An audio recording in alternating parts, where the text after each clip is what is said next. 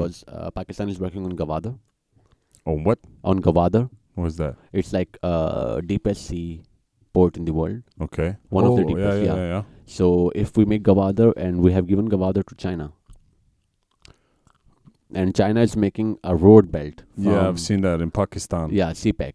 But isn't that? Don't you think that's in the long run a very big negative for Pakistan? No, it's not long run. It's not. I mean, they say that's the way China goes into countries. Well, the thing is, there's, you can say, with the relationship of China with other countries. But even if you don't know anything, on China's constitution, Pakistan is part of it, China. As to, if anything happens to Pakistan, it's in their constitution that they have to attack that country who will attack Pakistan. It's in their constitution.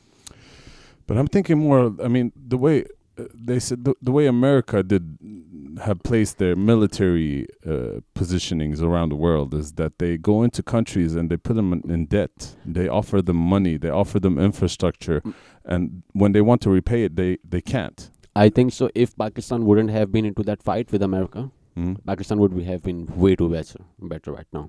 Why we have it? Because there was no Afghanistan border. So Pakistan facilitated all the NATOs and Americans, gave their base as well to operate from there. And that's how we bring terrorists in our country. And that's how the bombing was going on in our country. So we stopped it because of Gwadar. We want to work on it. And America don't want to work on Gwadar, because if we have Gwadar, Chinese import will tremendously increase.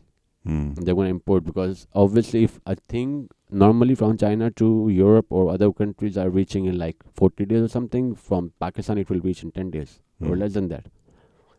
But is Pakistan a very religious country? Or is it, I mean, there are both kind of people, to be honest.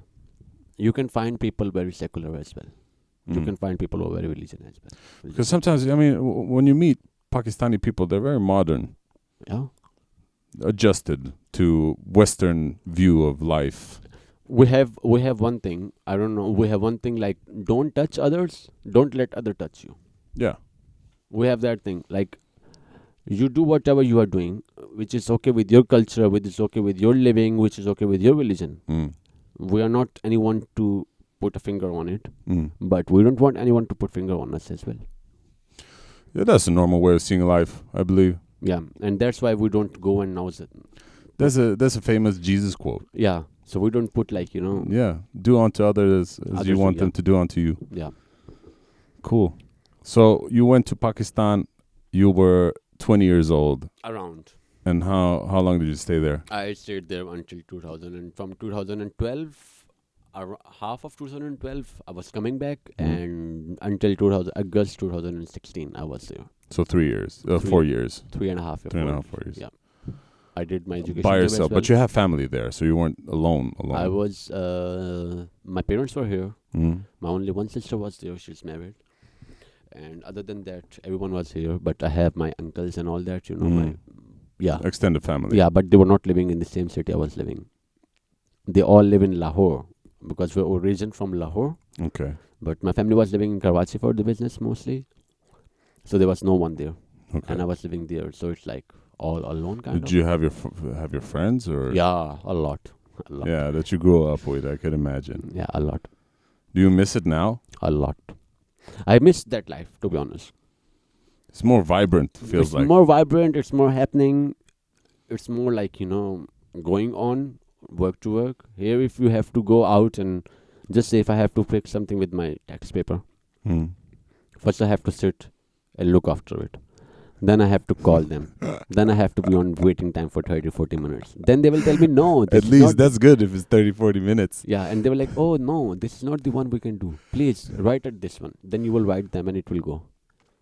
Simply go to the office. If it's in Pakistan, just call them. Go to the office. Whatever it is, get it fixed in one day. Yeah. Sweden is very special. I mean, in Sweden, when it comes to paperwork, they're really slow. And money, really slow. Everything has to be in order. So they don't do things fast. In Sweden, if you get tax problems, the consequences can be greater than if you go kill someone. Yeah, that's true. That's 100% true. That is. There was, when I came to Sweden, there was someone who told me, like, don't lie. if you kill a person, don't even lie.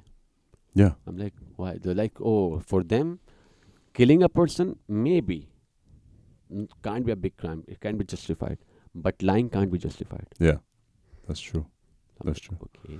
But there's a lot of ways, a lot of loopholes in Sweden. Yeah. I mean, because they just focus. Sweden focuses on the money, and that's why Sweden is a stable country still. 100%.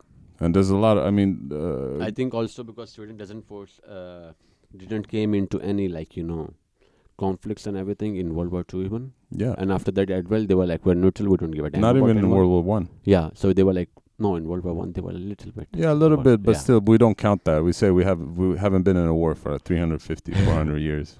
The last war we were in, I think it was with Denmark. Yeah, that's why if you see like European countries, if you see and compare it with the Indian subcontinental or other eras of Asian eras, Europe was nothing.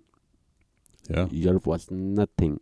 In short, I think they brought the people to make themselves what they are today. They learned it.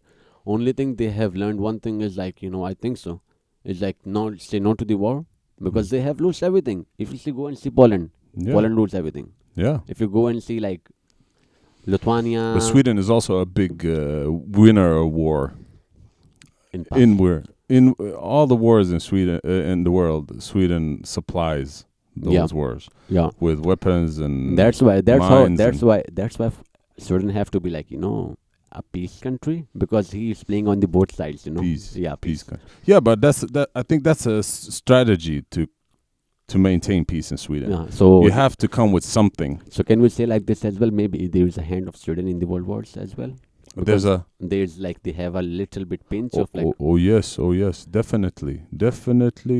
There's no question about it. There's a guy called Öznujen. Okay. He's a comic in Sweden, and he talked about when he had to flee from his country. I think he's from. I'll be wrong here if I say Iran or Iraq.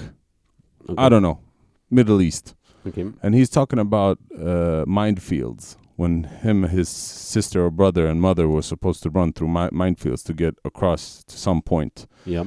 And they were talking about when they crossed it, they saw people blow up and shit like that. So when they crossed it, he started talking about the mines that they had put small butterflies and flowers on the mines so children would go to them.